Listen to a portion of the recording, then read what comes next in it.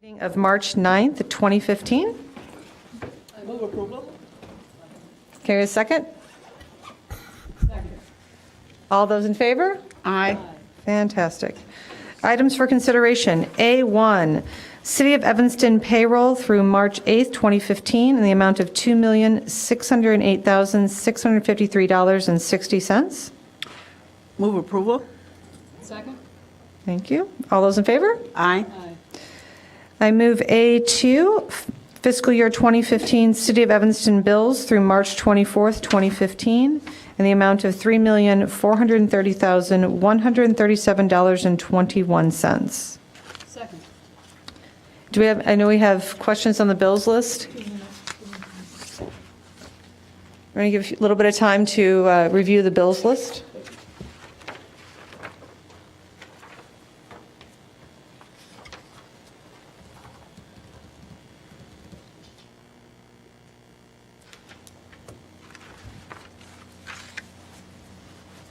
And if anybody's arrived late and wants to sign in, please let me know.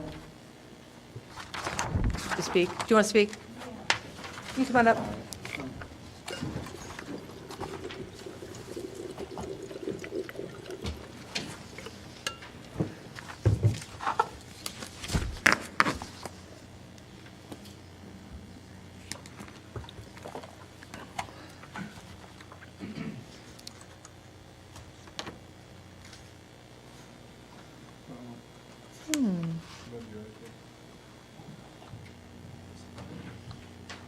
Thank you.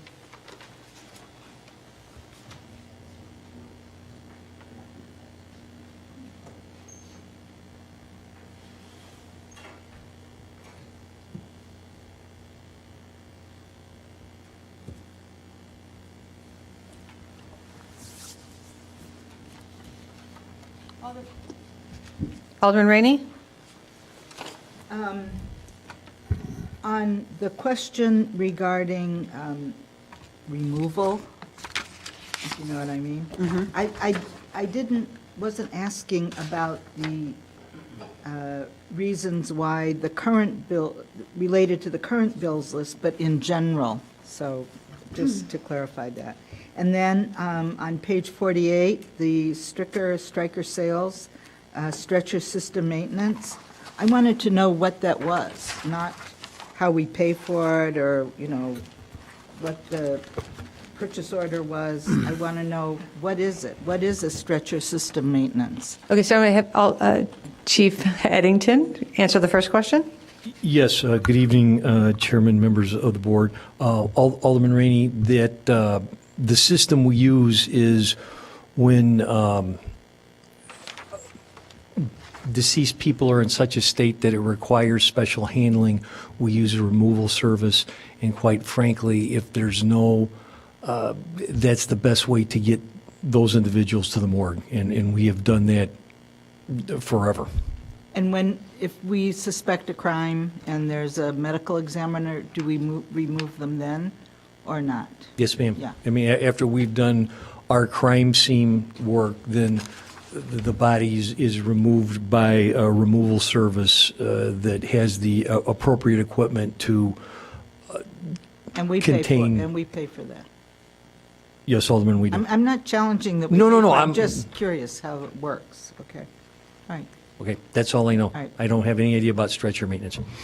But somebody does. And up behind. Thank you for coming up. Thank you. Madam Chair, Alderman Rainey, the expenditure is for a 7-year service and/or replacement warranty for a motorized stretcher system.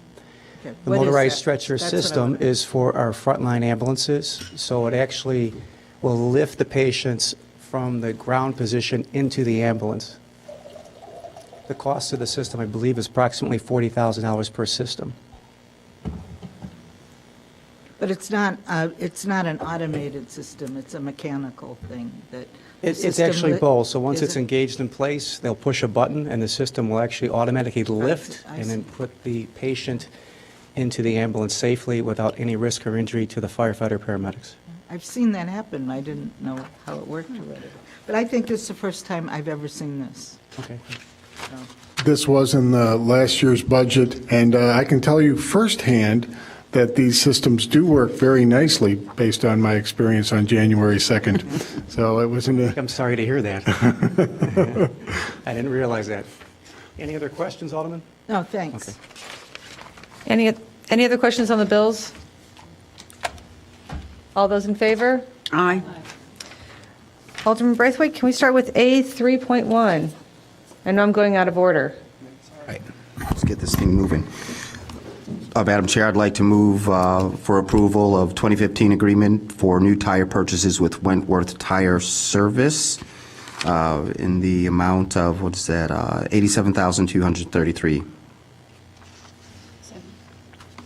All those in favor? Aye. Thank you. Alderman Rainey. Okay, approval of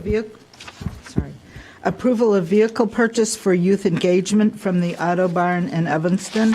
This is it's a Nissan Altima, and it's in the amount of $15,779. Second. All those in favor? Aye. Thank you. Alderman Grover, thanks. Thank you, Madam Chair. I move A 3.3, approval of police and fire replacement vehicles and mower purchases in the total amount of $484,590.82. Second. All those in favor? Aye. A 3.4, approval of the contract extension for the purchase of concrete from Mozinga Ready Mix Concrete Incorporated for in the amount of $65,200. Second. Second. And just a reminder Alderman that Grover? I'd be looking for reasons not to do business with Ozinga, given their history. And, oopsie. Well- Thank you.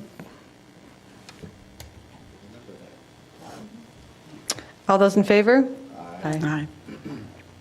I move A 3.5, approval of contract with A-Lamp Concrete Contractors for 2015 water main replacement and street resurfacing project in the amount of $3,478,157.52. Second. All those in favor? Aye. A4. Thank you, Madam Mayor. I'd like to move the approval for contract extension for purchase of concrete from Ozing's Ready Mix. No, bottom of A4. Oh, sorry, A4. The approval of change order number 1 for Kenny Construction for 2015 cured in place piping contract bid. Second. All those in favor? Aye. Thank you.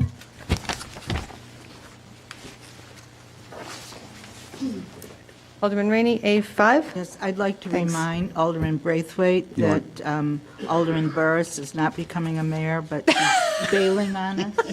I referred to her as Madam Mayor. Did I say, what did I said, That's a- No, you said Madam Mayor, and Dolores is like, promotion. Yeah. No. I need to. Discuss that right now? I mean, Play the tape back. that's right. Really, Dolores? That's where we're going right now? Maybe she should be mayor pro tem. Approval of the 2015 special events calendar. This is a very complicated list of projects and events in various locations throughout the city. Second. All those in favor? Aye. Alderman Grover. Thank you, Madam Chair.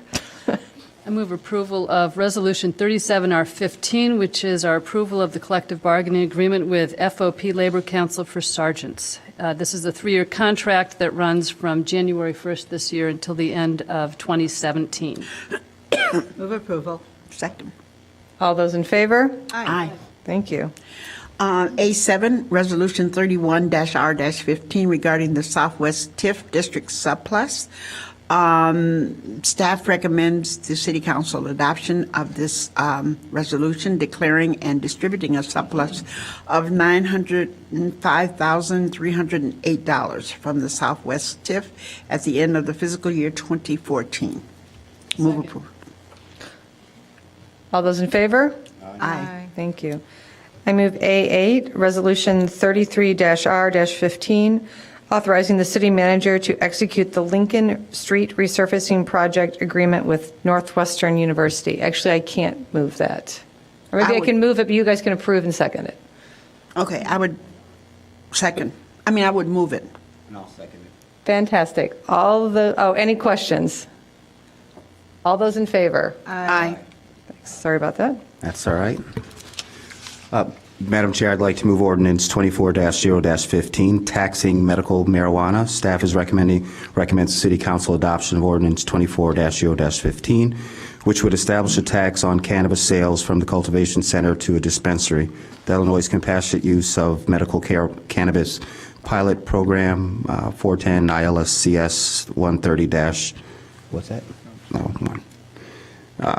Allows for the sale and use of medical cannabis in the state of Illinois, subject to strict restrictions.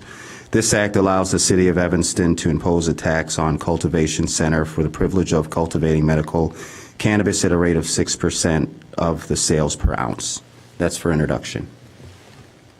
Second. Alderman Grover.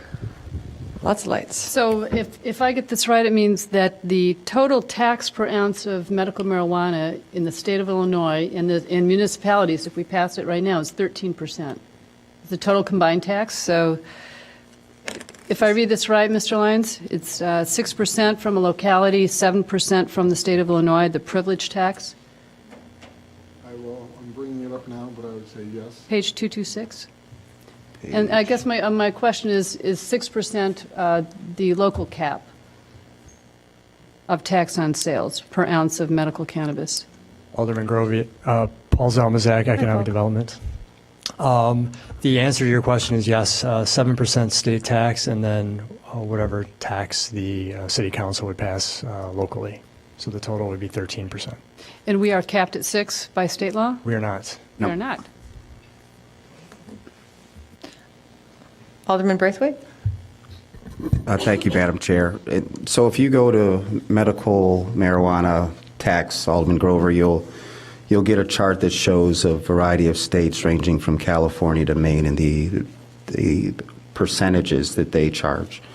And so it ranges in percentages. And one of the things that I've had discussions with the city manager, and I didn't see a part of this bill, is being able to take a percentage of this, since it is considered new revenue, and if it's the appetite of the council to shave off of 2% out of that 6% and have those dollars go directly to workforce development. And I don't know, from a legal perspective, Grant, is that something that we can do? Madam Chair, members of the committee, Grant for our Corporation Counsel, you raise an interesting point, Alderman Braithwaite. I'm not prepared to give an answer one way or the other on this. We can certainly study it. I will note that the city is proposing this program and this tax in line with the statewide program, which is a pilot program by its very terms. And I'm just pulling up the state legislation or the state statute right now, and it does speak on the state level devoting certain parts of the revenue to specific areas. So that may restrict the city's home rule authority to do something, but we'll study it and we'll certainly get back to this committee and the council with some answer and recommendations. Do you want to hear from Mr. Bobkowitz first, or would you like? Great, Mr. Bobkowitz. Madam Chair, members of the committee, good evening. Our recommendation would be to move forward tonight with the introduction of the tax.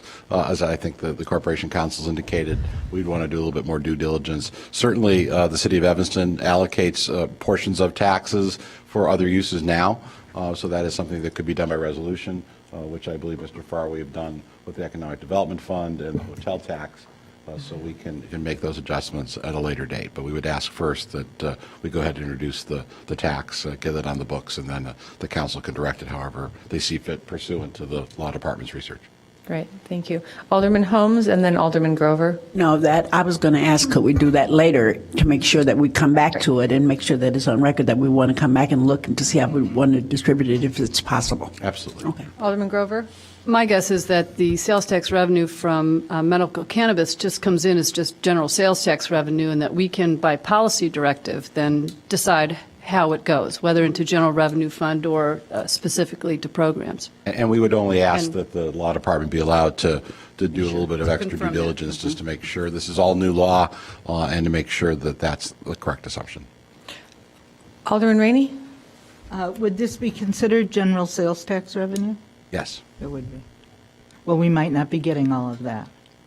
I'm sorry? We might not be getting all of that. That's correct. We might not. But this percentage, the city percentage, we would be able, unless the General Assembly of Illinois pass another law to prohibit that. But I think we should stop talking about it now.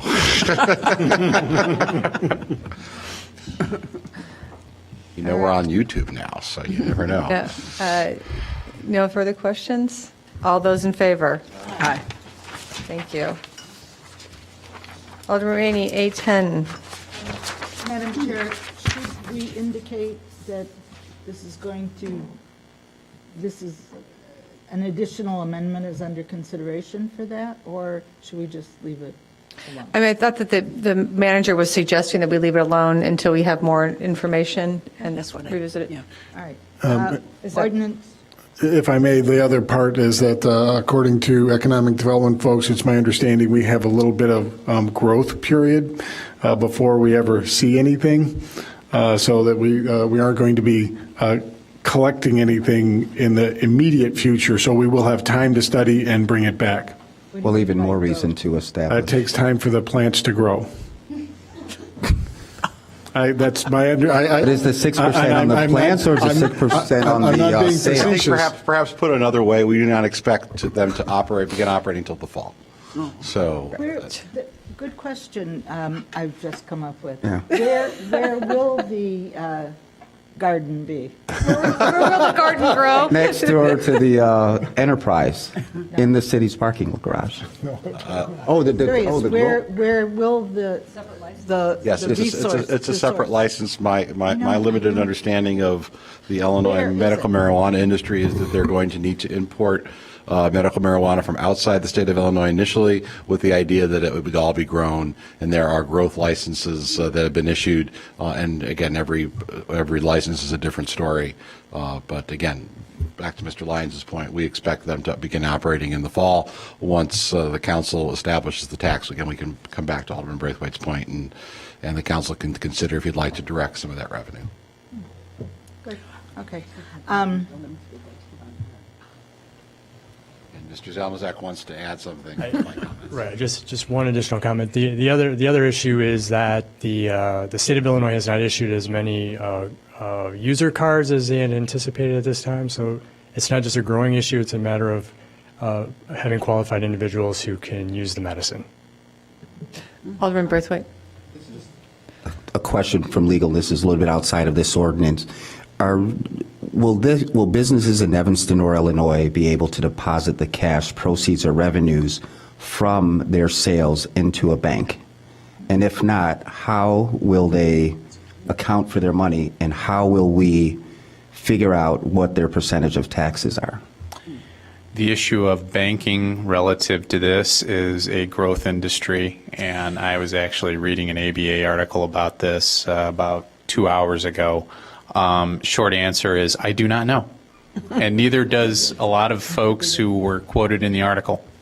And if I may add, this week's Crane Chicago Business has a whole section devoted to the medical marijuana industry, and there are 3 or 4 different articles, and one of them is regarding banking. And most of these individual companies are just not sharing their banking relationships, at least to reporters from Crane Chicago Business. So we'll see. It's an evolving issue. Once again, the city of Evanston is on the cutting edge of an issue, and we'll continue to work, and the law department will follow closely. Alderman Grover. So will we be collecting, in theory, this revenue in cash? This tax revenue in cash? Will we be needing to secure? I will continue to play the straight man, Alderman Grover, and say that according to the terms of the ordinance before you, there's opportunities for us to get accounting from the licensee, and we will do that accordingly. We've already approved this. There's a good routine here somewhere, right? Thank you, Mr. Bob Putz. Appreciate it. All right, let's go back to A10. Ordinance 29015 authorizes the manager to negotiate for the sale of city-owned real property located at 1821 Ridge Avenue. This is for introduction, and I'm wondering, since we have... Can we have a second?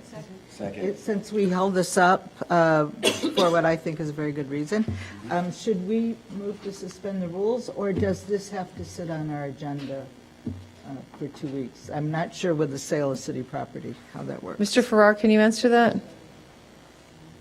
I would recommend against suspending the rules, Okay. given the various changes of the ordinance to this point. Okay. So we have it All right. moved and seconded. All those in favor? Aye. Thank you. Alderman Grover.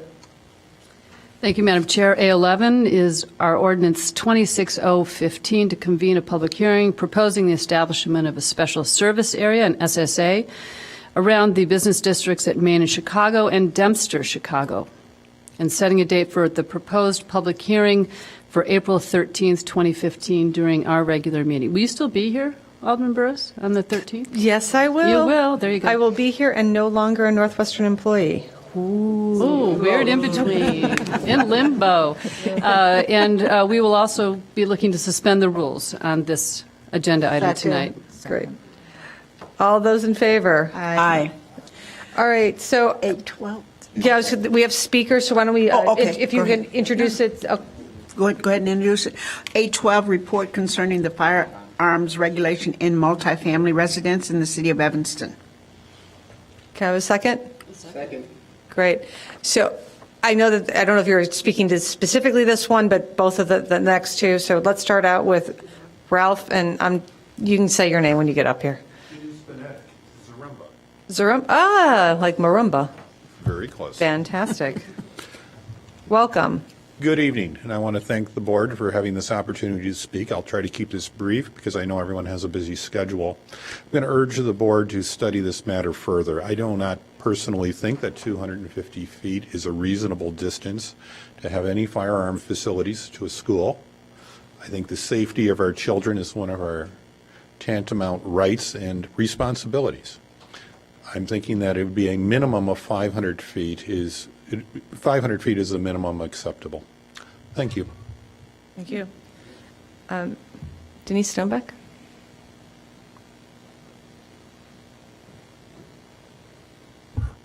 Madam Chair and members of the committee, good evening. I'd like to address a firearms ordinance item this evening, and at the last meeting I suggested that the minimum distance of a potential gun range from a school be increased from 250 feet. Staff has mapped out the potential locations with a 500-foot buffer zone, but is not recommending it. 500 feet would not create a de facto ban on ranges or dealers. Evanston's staff recommendation to maintain 250-foot distance seems to lie in its determination of what is reasonable opportunity to conduct Second Amendment protected activity. Court decisions mandate that the city merely provide reasonable opportunity for these activities. The 250-foot distance allows more than reasonable, even generous gun activity, as it would allow for over 22 available locations in Evanston where a gun shop, range, and dealer could attempt to open.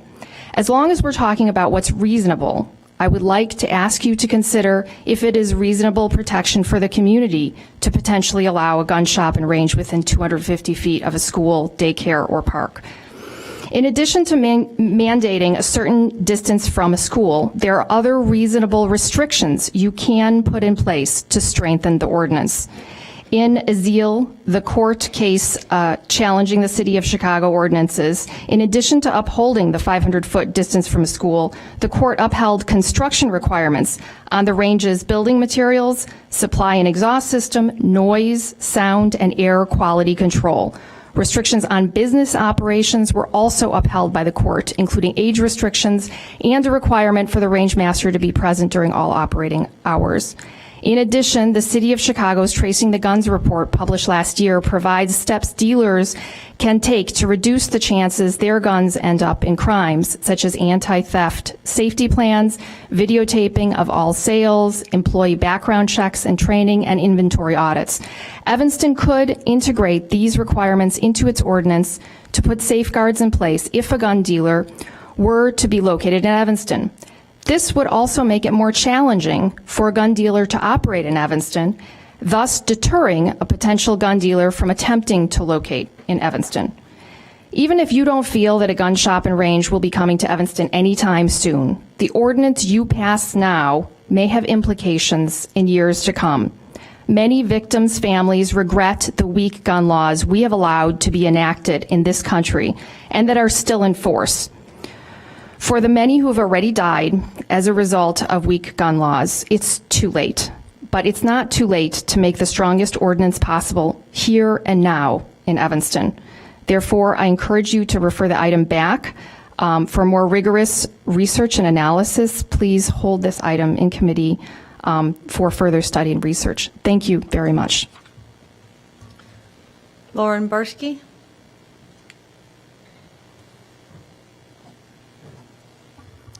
Good evening, members of the council and city staff. My name is Lauren Barsky, and I'm an Evanston resident and lawyer who lives in Ward 2, a few blocks away from Evanston Township High School and from some of the theoretical locations for gun ranges under the proposed ordinance. As you may recall, at the last AMPW meeting on March 9th, you voted to hold the gun range ordinance in committee while city staff looked into the effects of expanding the buffer zone around any school, child daycare facility, or public park from 250 to 500 feet. As a consequence of your unanimous vote on March 9th, the ordinance should have been removed from the consent agenda at the city council meeting that followed later that evening. This did not happen. Instead, the ordinance was included as part of the council's consent agenda and formally introduced, and as a result, the ordinance is now up for vote at tonight's council meeting when it should not be. This was an unfortunate procedural breakdown. As you know, city staff has now looked into expanding the buffer zone around any school, daycare facility, or public park from 250 feet to 500 feet and concluded that doing so would not allow, quote, reasonable opportunity to conduct activity protected by the Second Amendment. As city staff recognizes, this reasonable opportunity language comes from the Ezell decision, in which the federal court that has jurisdiction over Chicago and Evanston, the Northern District of Illinois, evaluated the constitutionality of Chicago's ordinances regulating firing ranges.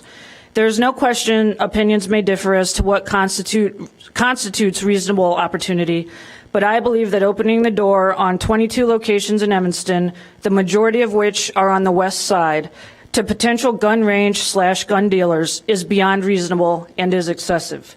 In my opinion, there is likely some buffer zone greater than 250 feet, but perhaps less than 500 feet, that would better protect Evanston residents, particularly those who live, work, and are raising and educating children within mere blocks of the 22 locations under the proposed ordinance where a gun range/dealer could be opened.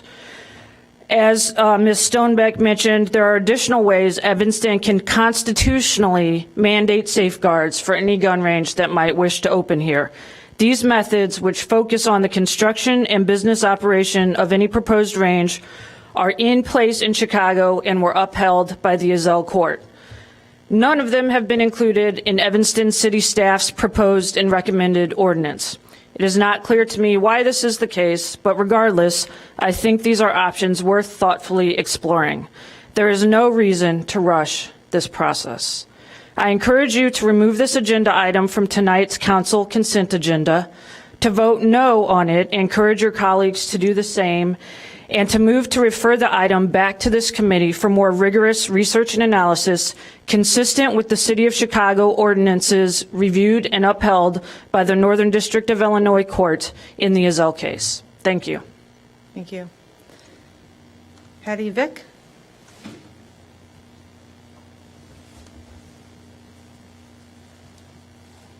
Hi, I live in and Alderman Rainey's district.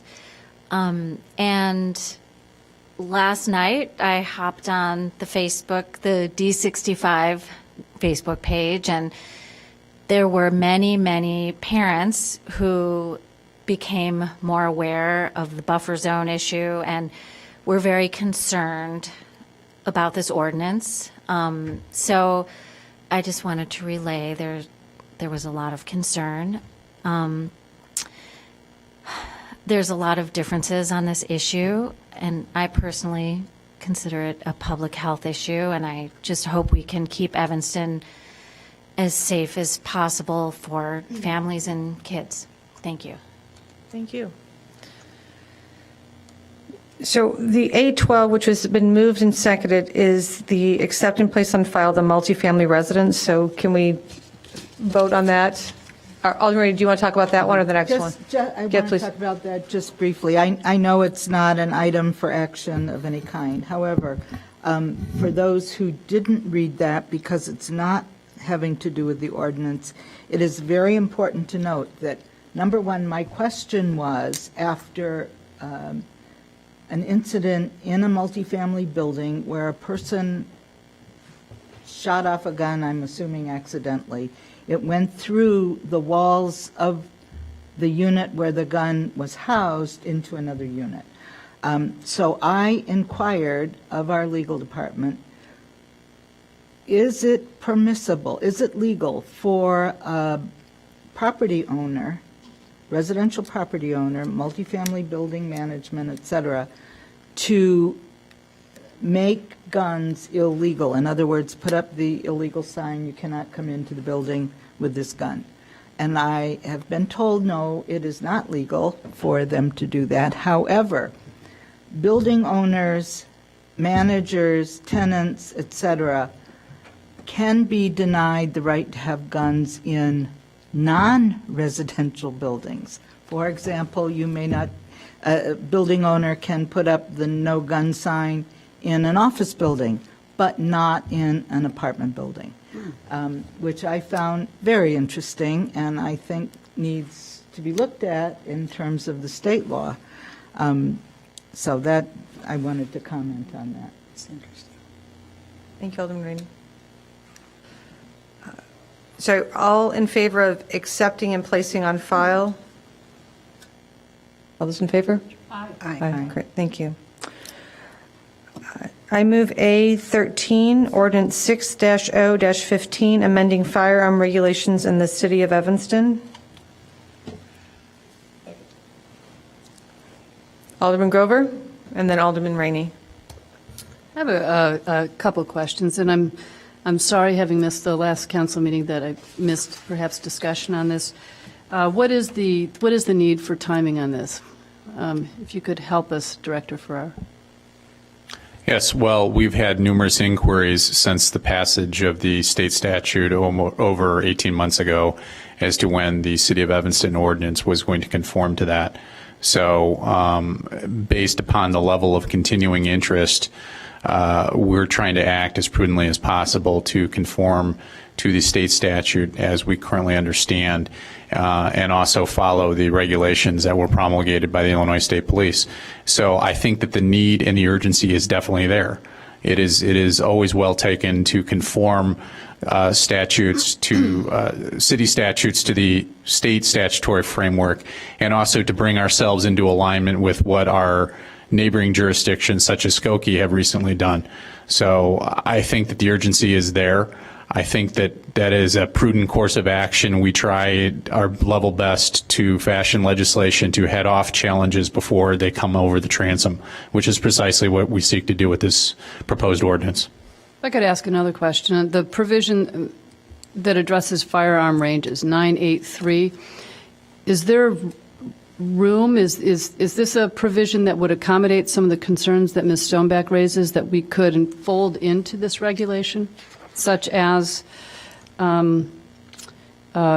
including this ordinance requirements relating to the structure of a firearms range and its exhaust system, ventilation, noise restrictions, and so on. All of those Regulated elsewhere in our code. all of those issues always come up in the context of the special use process. And as this committee and council is aware, the city council regularly conditions all special uses. Some special uses are more special than others. Certainly given the public policy ramifications and the indication that the council would be extraordinarily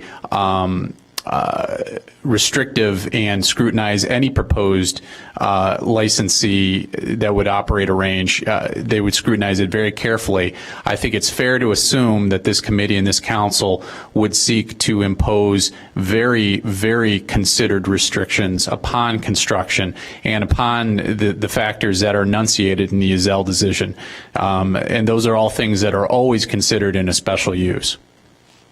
I guess my question is, can we even supplant the special use process to some extent and incorporate some of those construction requirements into this ordinance as it pertains to gun ranges? I think we'll start What do you getting recommend? into an issue where we're muddying up this ordinance, which speaks to weapons, and intermixing, for lack of a better term, those other considerations, which again I think will always come up in the stream of thought and discussion relative to any proposed special use. Could it be then a separate ordinance that pertains specifically to the hypothetical gun range? We could certainly do we could certainly look into doing a trailer. Construction requirements. Obviously, with this issue, what we tried to do was tackle the weapons part of the code. Any zoning or special use language that would trail on the issue of a gun range would require and necessitate zoning code amendments. Okay.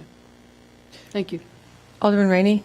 Well, and I want to talk about that, the zoning code amendments. First of all, I'm almost an expert in firing range. I know you didn't know that, but Chief Eddington can tell you that I was absolutely relentless in dealing with the fire range at the police station. And as far as I know, that cost a couple of $1 million. And we already had the fire range. It was renovating it and repairing Ventilation, it and making it safe. So, I mean, if there's ever a model for a firing range, that's it, the one in the police department. However, I believe that since there is no such thing as a firing range in the city of Evanston, doesn't exist in our zoning code, I would like to have more information about identifying that.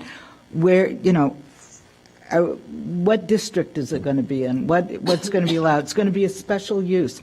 Well, I could just see a firing range walking into to zoning board of appeals saying, I want to put up, they're not going to have any basis or any model upon which legislatively to base requirements. So I think that our building code has to address this immediately if we have to have firing ranges.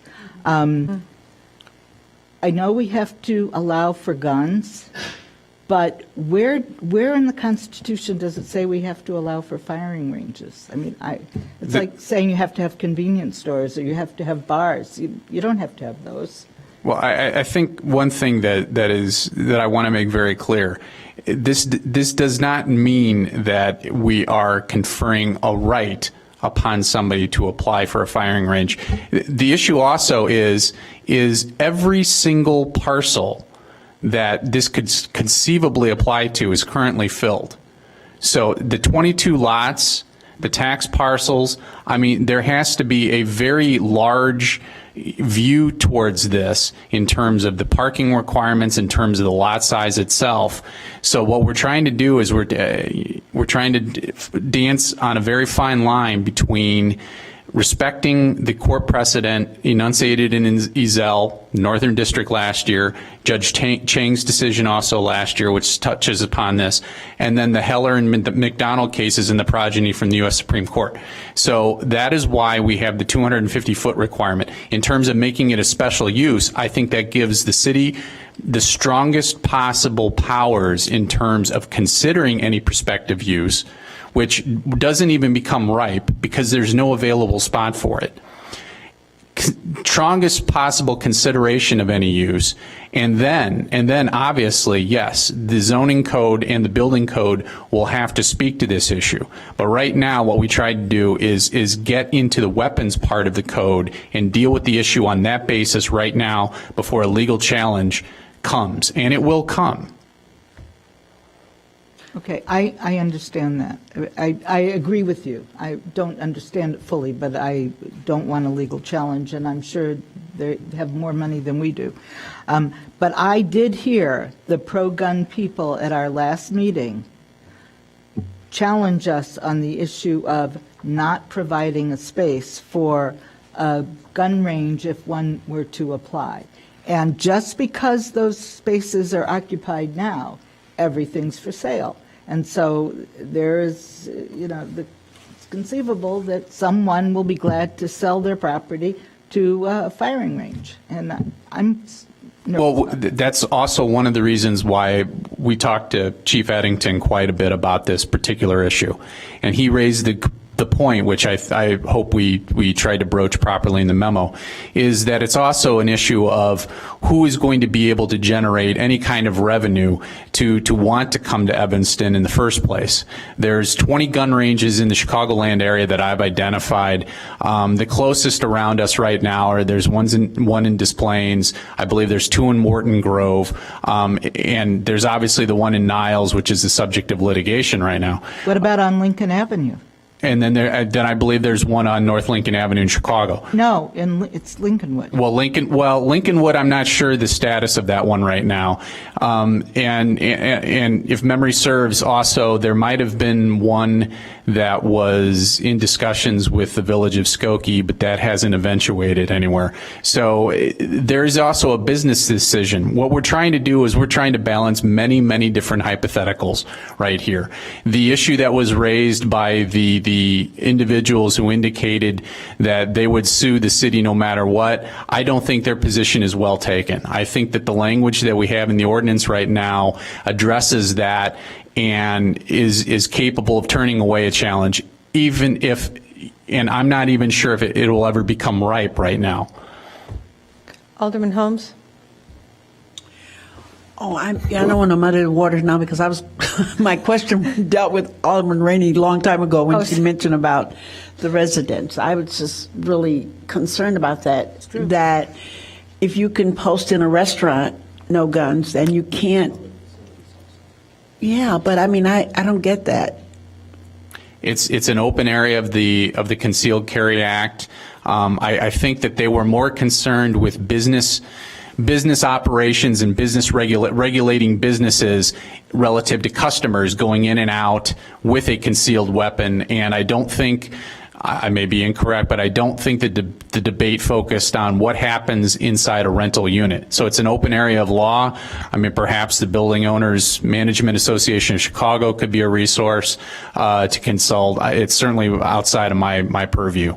And I understand that. I guess I look at things very real, so that if I'm in an apartment and someone comes into my apartment with a gun, I have no right to tell them they can't be there. Is that what we're saying? I mean, we're not saying anything. No. We're saying we're saying it's an open area of law right now. I honestly I can't give the answer one way or the other. Okay. But I would be willing to bet that the Building Owners Management Association of Chicago has considered this issue. Alderman Grover? As to the distance requirement, somewhere between 250 and 500 feet, at what point in your estimation does it become an unreasonable distance that would preclude the reasonable opportunity to conduct the protected activity? Well, I think what we tried to do was take into account the very highly urbanized character of Evanston and how that differs fundamentally from Chicago. The issue with Chicago and the 500-foot requirement there, that's premised upon the fact that there's a whole heck of a lot more available land that could be available. So what we tried to do is on a macro level still find that point of harmony between the fact that there are always going to be less available locations in Evanston given the higher density, but also at the same time trying not to get so wide open on the number that somebody would immediately say it's a de facto prohibition. So that's where we came up with the 250-foot requirement. If the council and the committee is so inclined to raise that requirement, I think it could do that.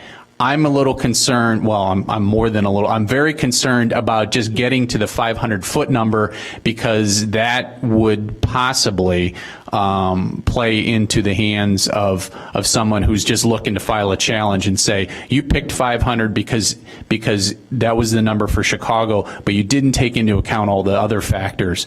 And so what we're trying to do is pick that 250-foot number. It very well could be calibrated up. You know, it's impossible to tell if 350, 400 foot would negate a challenge. I'm thinking 499, frankly. Are you comfortable there, or is that still not? The law department will amend the ordinance however the council directs us. All right. We're just trying to fully vet the issue. So I'm very interested in moving the distance greater than 250. Yeah. Our Throw out a corporate number? counsel is uncomfortable at 499. If Director Ferraro is uncomfortable at 500, but what are the other distances that we use as a buffer between businesses or from parks? Tobacco, it's only 150 for sales of tobacco. Anybody from zoning here? I thought it was 1,500. I really think did. so. But we That was my regulate wish. other uses with distances greater All the than time. 150, greater than 250, I would think. Yeah, it's a little bit different because, again, not to sound trite, it's comparing apples to oranges, because some of that activity, say a retail activity, may not be considered a fundamental right under the Constitution, whereas the Second Amendment, given the recent case law, is much more emphatic upon that.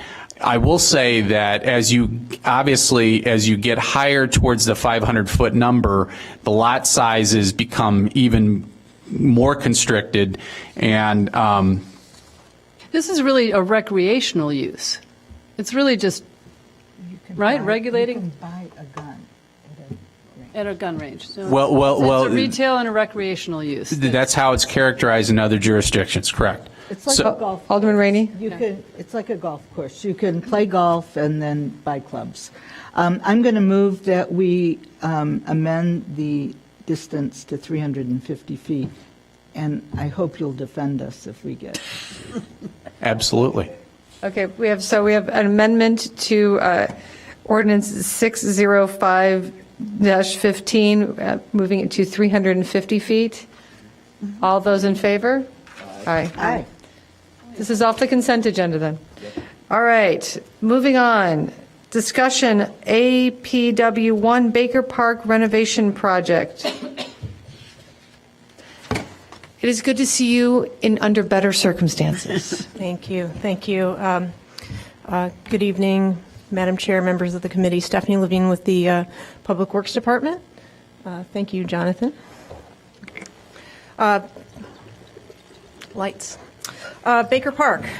This is located in southeast Evanston. Portions of the playground were renovated last in 1994.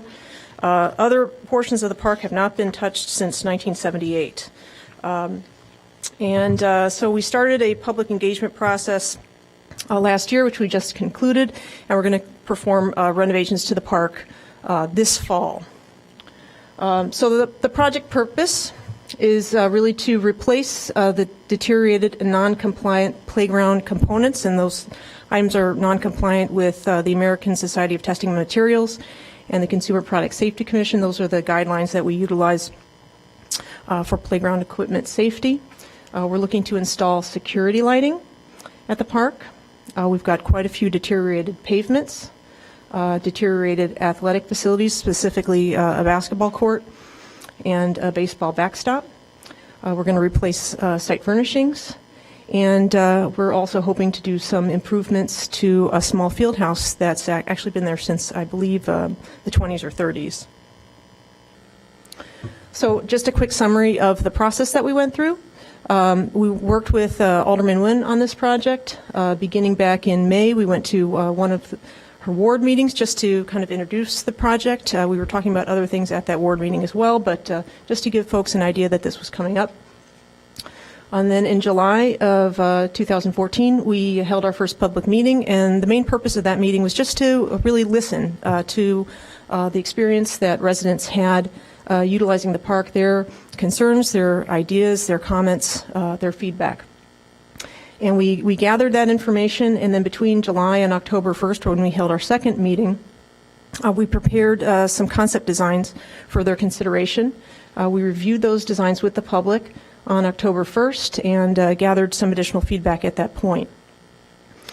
Between October and November 25th, we then took the information that we had heard from folks when they saw the initial concepts, and we developed some revised concepts that were starting to narrow the focus down closer towards one final concept. At that point, we still had two, but they were getting closer together in terms of the way they were articulated. And we conducted a web survey where I think we had over 300 responses. And we asked a series of questions. I'll kind of go over some of the things we heard back from the public at that point. And then after we finished collecting that feedback and we analyzed it, we revised the design again and came down to one final concept. We met again with the public on February 4th and presented that concept, also reviewed all the results of the web survey with those folks, and we were able to come up with a final design. And at the end of the meeting, we polled everyone at the meeting, and folks seemed pretty satisfied with the decisions that we made collectively. So the web survey results, there weren't a lot of, there was no clear preference between the two concepts. That's one of the things we noted. The concepts were pretty similar, other than primarily the shape of the basketball court.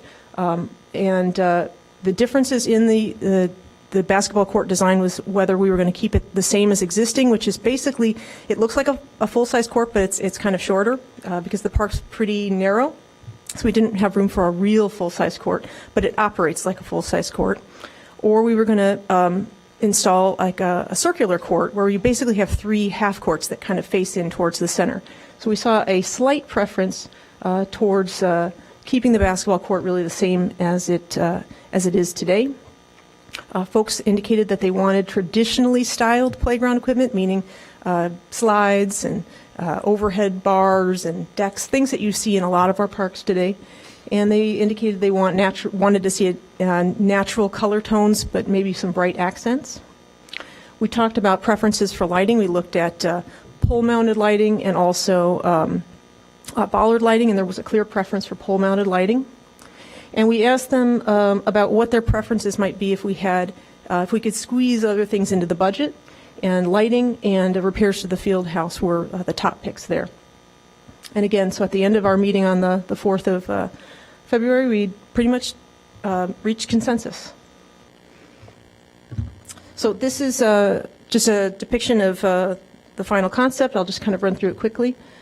Just for orientation purposes, Forest Avenue and Keeney here. North is to the right on this screen. One of the things that was really important to the folks at the meeting was that we really maintain this large open green space. It's used for ice skating in the winter. It's used for basketball, or excuse me, for baseball, for casual games of soccer, and that was just a really important component that we try to maintain in place. We also are going to replace the basketball backstop here, or the baseball backstop, and the basketball court. Again, these are pretty much in the same locations that they are today. We're going to replace the playground equipment. This is going to be the 2 to 5 age group play area, which is pretty much where it is right now, and the 5 to 12 age group area as well. We're going to construct new entry walkways into the park, including a secondary walkway that does not exist today, and create a little patio space around the existing field house. So the next steps for the project, we're working on construction documents now. We're hoping to finish them up this spring and get the project out to bid. And we'll be hoping to start construction on the project late summer, early fall. We want to make sure that we don't conflict with the programs that are being conducted by the Recreation Department through the summer. And whatever we aren't able to get to, we want to make sure we keep track of that and create a list for future improvements, hopefully in 2016. Great. Thank you. So before a question, Alderman Nguyen, do you want to say anything or?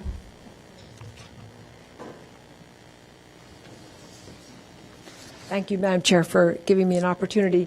I wanted to say thank you to Joe McCray and especially to Stephanie Levine.